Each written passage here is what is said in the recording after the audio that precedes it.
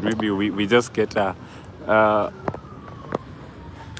Mom, we are live at MUTEMBEI TV and of course Danny ONSARE NYAGAKA's channel.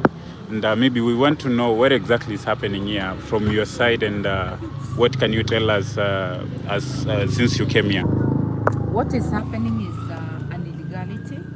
Police should never search and break into people's home without warrant, unless if it's something that endangers the public. There is nothing that they are asking from Mr. Wanjigi, and we have asked them to leave on behalf of the family. They have left the main house, but they are still here outside his gate in such moments. The family cannot feel secure. They were terrorized the whole night. They have not slept. They can't even nap. We're asking the police to leave. And if they refuse to leave, we have advised the family to instead then leave and leave this house to the state for the time being. Yes. We saw yesterday they said that there were evidence that were collected from the car, and of course they left last night saying that they don't have any evidence, and today in the morning they've come again, but they found new evidence. What can you say about it? The evidence that they planted at night. They entered the house at between 4 and 5 a.m. when everybody was sleeping.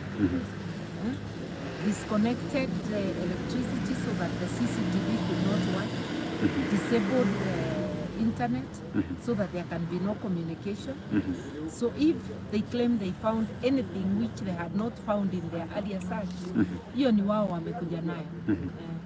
And maybe perhaps because we've seen what is happening, and from your take, is this political? Is this? It is political, and it's the lawlessness that obtains in the Ruto regime.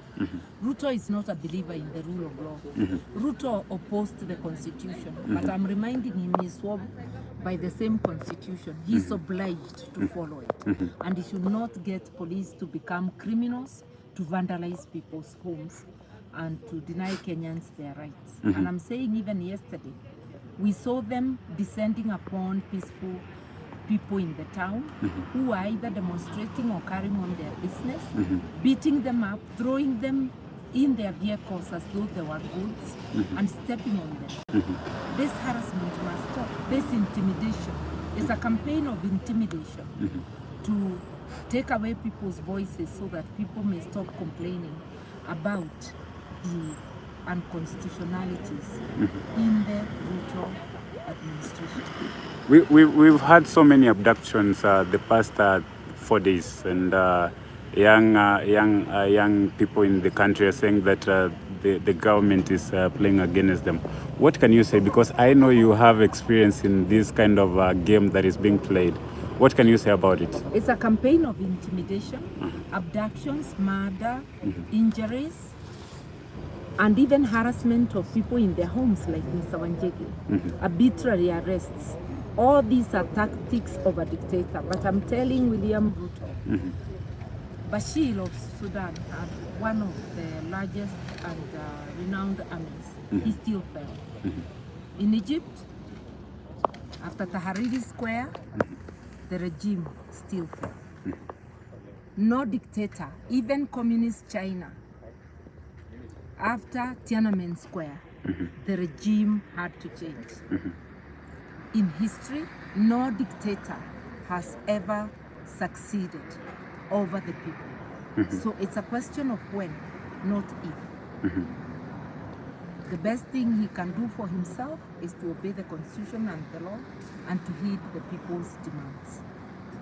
Yesterday, Honorable Jimmy Wanjigi, maybe the last question. Yesterday, the Honorable Jimmy Wanjigi went out to support agencies, and he openly said that he's supporting whatever they are doing. Maybe from your take, what are you supporting whatever they've been doing, and what do you think should be the end game? I've already been on record, and I was on Citizen TV, and I said so. And I went to MUTEMBEI yesterday.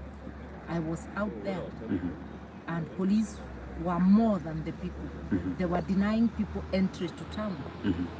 They were in every corner, and any place they saw more than 10 people, they were lobbing tear gas. They actually lobbed tear gas where I was standing. Yeah. So these are all intimidation